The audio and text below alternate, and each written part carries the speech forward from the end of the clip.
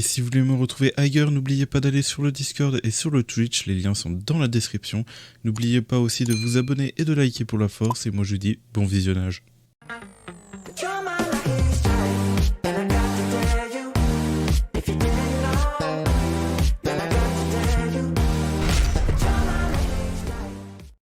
Et bien le bonsoir les chasseurs, on se retrouve pour une nouvelle vidéo sur Solo Leveling Arise. J'espère que vous allez bien parce que moi ça va nickel. On se retrouve pour une nouvelle vidéo pour parler du coup de comment monter sa puissance et je vais vous montrer tout ça dans cette vidéo. Donc c'est un guide débutant bien évidemment par rapport aux bases. Après on va en apprendre d'autres plus tard dans le jeu mais pour l'instant on n'y est pas encore. Je vais vous guider sur tout ce que je sais à ce sujet dans cette vidéo, donc c'est parti. Donc pour commencer il faut savoir que le level du compte c'est le level de Sun Jin-ho et du coup en fonction que vous allez monter justement en level vous allez gagner aussi en puissance par rapport à vos personnages soutiens et votre personnage principal. Donc en montant en level avec Sun Jin-ho, le level de votre compte, vous allez pouvoir justement gagner des points de compétences que vous allez pouvoir attribuer à chaque niveau que vous allez gagner. Donc dans force, vitalité, agilité, intelligence, perception. Le mieux à mettre au début c'est dans attaque bien évidemment et plus tard ce sera intéressant justement de mettre dans agilité parce que ça vous avez la possibilité de gagner justement en autocrit et en dommage. Là en défense, en attaque pour la force, là vous pouvez gagner du mana et la précision vous permettra justement de faire plus de dégâts. Et aussi d'avoir plus de précision. Donc vous pouvez très bien améliorer votre attaque au début, c'est le plus worst, après vous améliorez un peu plus tard l'agility.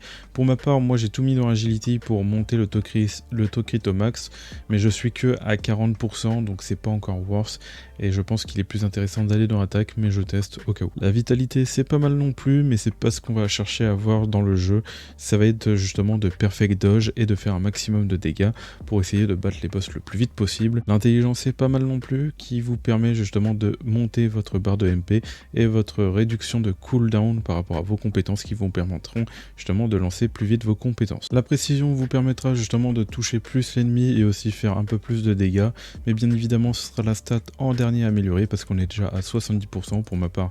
Je suis déjà à 70% de précision qu'on peut observer là, donc pour ma part ça sert à rien d'améliorer précision. Pour résumer, au début du jeu vous devez tout mettre dans attaque et après vous allez mettre un peu d'agilité au fur et à mesure et pour le reste on verra ça plus tard dans le endgame. Quand vous avancez dans l'histoire vous avez forcément un moment où vous allez changer de classe, faites-le absolument, renseignez-vous, allez sur justement par exemple la classe assassin, vous voyez que vous pouvez y avoir accès à partir du chapitre 2 pour cette classe, donc avec lui il faut clear justement le chapitre 6, être level 15 avec Sun Jin-ho et clear un portail de rang C. Nous avons 4 améliorations de classe qui nous permettent justement de passer à une étape supérieure et gagner en puissance. Donc le changement de classe est vraiment très importante et surtout que vous allez gagner des nouvelles compétences suite au changement de classe. Au niveau des armes, au début vous en aurez qu'une seule, après vous en aurez deux.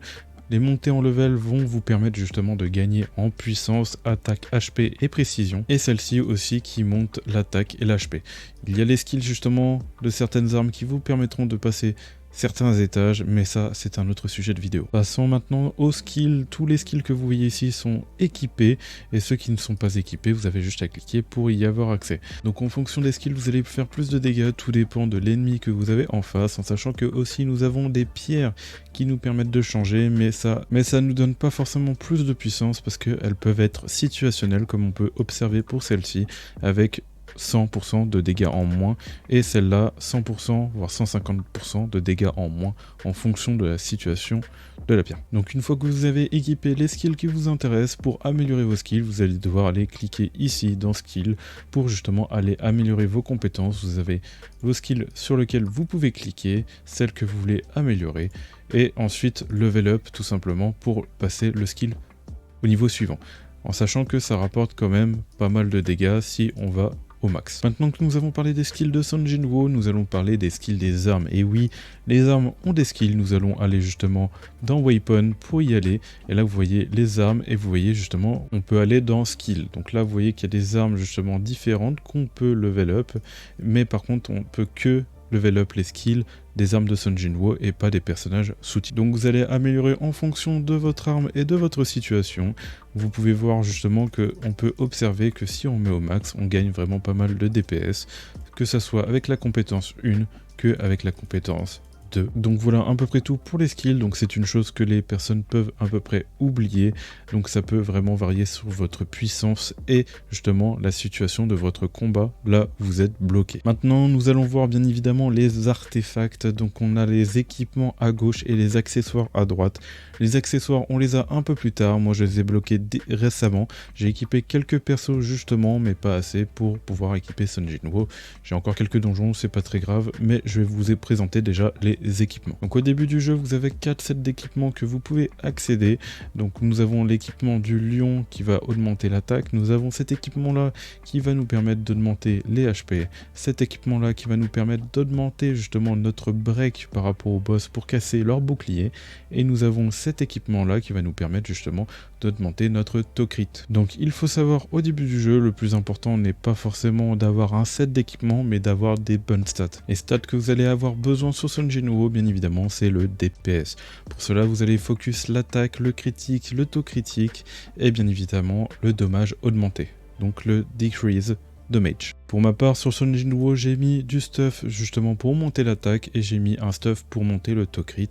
En début de game ça ne sert à rien de mettre du taux crit, vous allez plus chercher justement un set du lion pour les dégâts. Nous allons aussi retrouver le même système sur les personnages soutiens avec bien évidemment les armes, les skills et les artefacts. Juste les armes ne pourront pas être améliorées en skill comme vous pouvez le voir juste ici. Nous ne pouvons pas améliorer les skills, à moins peut-être d'avoir un légendaire et voir si on peut augmenter les skills. Nous pouvons retrouver justement les skills ici avec les skills basiques en auto-attaque. Nous pouvons aussi retrouver les skills de compétences justement quand on a le perso en principal. Vous aurez l'ultimate du personnage ici, vous aurez juste ici le QTE après avoir fait une esquive avec les personnages support.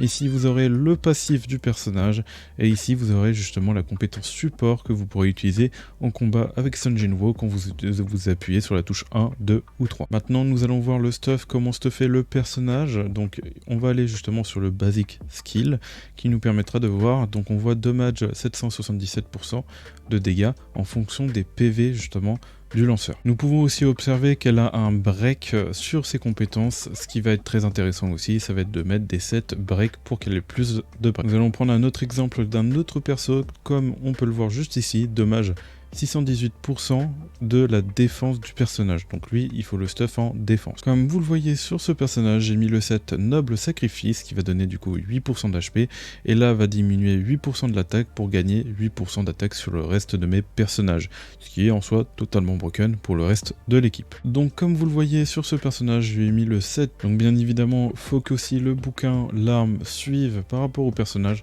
Donc vous allez équiper l'arme en fonction du personnage, de ce qu'il a besoin. Là, on voit justement qu'il y avait de l'HP sur le livre. C'est peut-être pas la meilleure arme pour ça, mais actuellement, je mets. Mais ça dépendra de votre box et de vos armes. Vérifiez bien aussi que votre perso est à peu près au level max, en tout cas vos persos principaux en soutien. Et si vous avez la possibilité, bien évidemment, c'est situationnel d'améliorer vos constellations pour gagner en puissance. Plus tard nous pourrons améliorer ça, mais c'est que au level 40, donc ça c'est pour les joueurs un peu plus avancés. Ce sera le sujet d'un autre guide. Voilà, j'ai à peu près tout dit pour les débutants. Donc nous avons d'autres modes bien évidemment qu'on débloquera plus tard. Je vais vous montrer aussi les modes que j'ai actuellement qui permettent de monter en puissance et essayer de vous expliquer comment s'en servir. Donc un peu plus tard vous débloquerez justement Armory qui va vous permettre de débloquer un peu de puissance aussi. Donc pour cela il faudra atteindre un certain level, mais je n'ai plus le level en tête. Donc ça va placer automatiquement vos armes ici. Vous pourrez très bien changer l'arme que vous voulez mettre par une autre arme et ainsi de suite. Vous pourrez très bien aussi améliorer l'arme, mais ça j'avoue ne pas y toucher parce que je ne comprends pas encore trop le système et vu que je ne parle pas trop bien l'anglais, ça va être un peu compliqué pour moi de vous faire un guide là-dessus.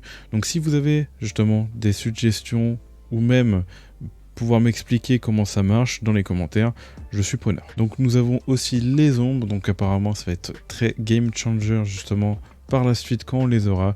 On peut voir que l'armée a un total de 15 000 de puissance, ce qui est énorme avec justement Igris, et on pourra débloquer par la suite justement les autres ombres qu'on peut pas. Là c'est chapitre 10, chapitre 11. Et là on n'a pas de chapitre, et là chapitre 12.